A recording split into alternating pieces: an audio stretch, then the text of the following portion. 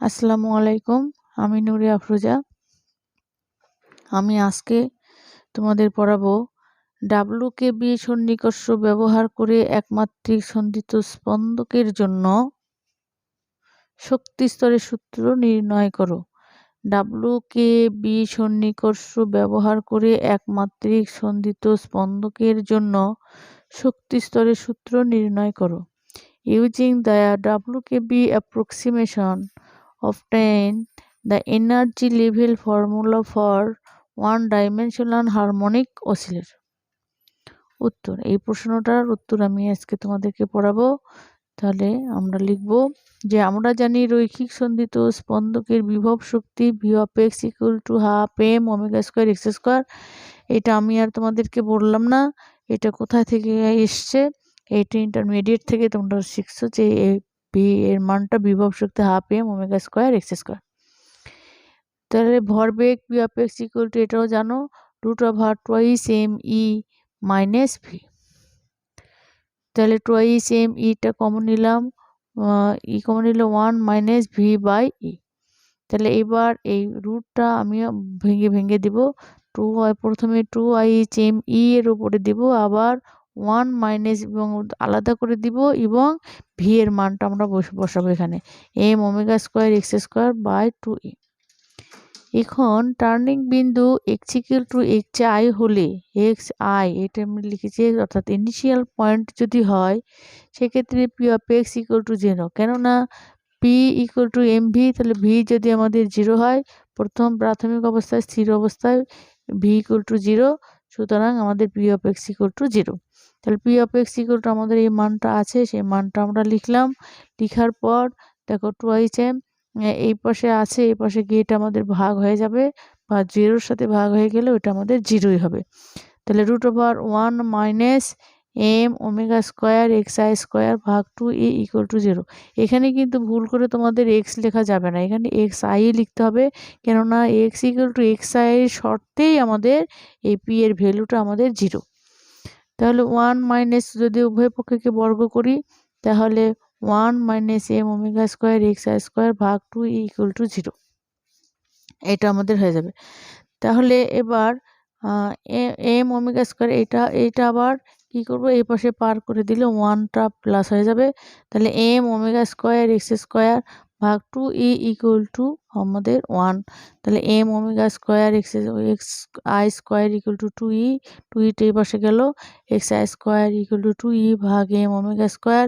তাহলে বর্গমূল যদি আমরা করি তাহলে plus minus root over 2 E ভাগ M omega square plus minus আসবে। তাহলে আমরা এখানে নেগেটিভ মান একটা নিব, একটা পজিটিভ নিব। যেহেতু নেগেটিভটা আমাদের ছোট, তাহলে লোয়ার লিমিট যেহেতু আমাদের, সেই জন্য এটা আমরা নেগেটিভটা আমরা নিব হলো মাইনাস, আর পজিটিভটা নিব আমরা প্লাস। তাহলে সমারফেল উইলসন কোয়ান্টাইন শর্ত অনুসারে আমরা জানি পি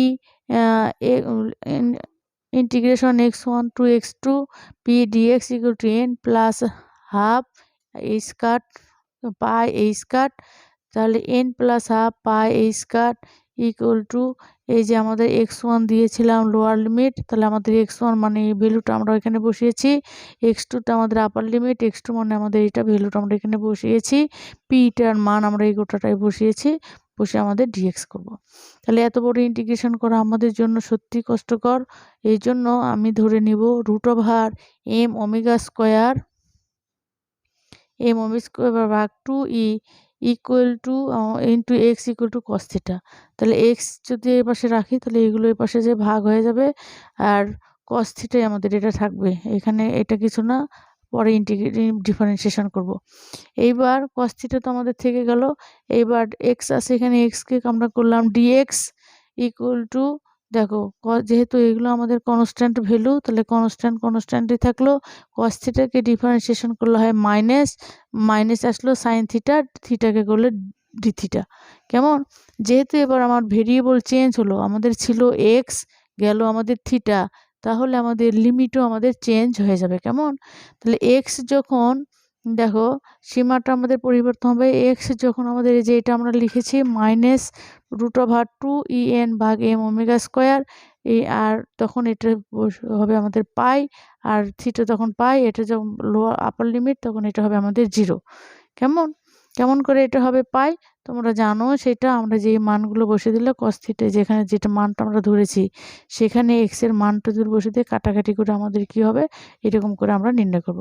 তাহলে এই লিমিটের এই মানগুলো আমরা 1 নম্বর সমীকরণ হতে পাই n + হাফ n স্কয়ার, এই যে বসাই দিলাম, এই সব মানগুলো এখানে বসিয়ে দিলাম, √2m en 1 - cos square theta 2en, মানে এই যেটা মান বের করলাম সবগুলো আমরা এখানে বসাই দিলাম।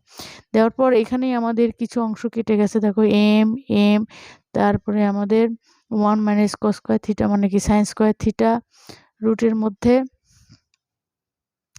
আর এখানে একটা সাইন আছে, সাইন, তাহলে এই সাইন থিটা মানে sin square theta d theta, আর যে কয়টা বাকি থাকলো আমাদের 2, এই যে √ওভার, এই √ওভার, তাহলে আমাদের প্লাস রুট উঠে গেল 2en, ভাগ নিচে থাকলো আমাদের ওমেগা স্কয়ার ছিল সেটার জন্য আমাদের ওমেগা, আর পাই আমাদের কি হলো লোয়ারটা আমাদের 0, আপার লোয়ারটা ছিল আমাদের পাই আর আপারটা ছিল আমাদের 0। তা যেহেতু সামনে আমাদের একটা নেগেটিভ সাইন ছিল, এই নেগেটিভের জন্য আমাদের লিমিটটা চেঞ্জ হয়ে গেল, লোয়ার লিমিট হয়ে গেল আপার লিমিট হয়ে গেল আমাদের লোয়ার লিমিট। তাহলে এবার যেহেতু সাইন স্কোয়ারের আমাদের কোনো ডাইরেক্ট কোনো ইন্টিগ্রেশনের সূত্র নেই, তাহলে আমরা এটা করব cos sin theta equal to half 1 - cos 2 theta into d theta, তাহলে থিটা মাইনাস সাইন 2 থিটা ভাগ 2, 0 টু পাই en, তাহলে 2 কাটা দিলে en বাই ওমেগা থিটা, এটা তাহলে en বাই আমাদের আসলো ওমেগা, en বাই ওমেগা গুণন পাই, এখানে পাইয়ের মান বসে দিলে মানটা সাইন যে কোনো পাই ইকুয়াল টু 0, তাহলে পুরোটাই আমাদের 0 হয়ে যাবে, আর 0 বসাইলেও আমাদের 0 হয়ে যাবে, শুধুমাত্র এটা আমাদের থাকবে পাই, থিটা ইকুয়াল টু পাই। তাহলে আমাদের উভয় পক্ষ থেকে পাই এবার আমরা কাটবো, এটা পাই n + হাফ স্কয়ার ভাগ 2n, তাহলে en equal to n + half omega square, যেখানে n হলো তোমার 0, 1, 2, 3, এটা স্পন্দকের শক্তি স্তরের সূত্র, এটা হলো তাহলে en equal to n + half omega square, যেখানে n ইকুয়াল টু 0, 1, 2, 3 ইত্যাদি, এটা স্পন্দকের শক্তি স্তরের সূত্র। কেমন এখানে মানটা বসে দেবে, সহজ ক্যালকুলেশন আছে, তোমরা দেখে নিও। তো আজকে এ পর্যন্ত ভালো থেকো, আল্লাহ হাফেজ।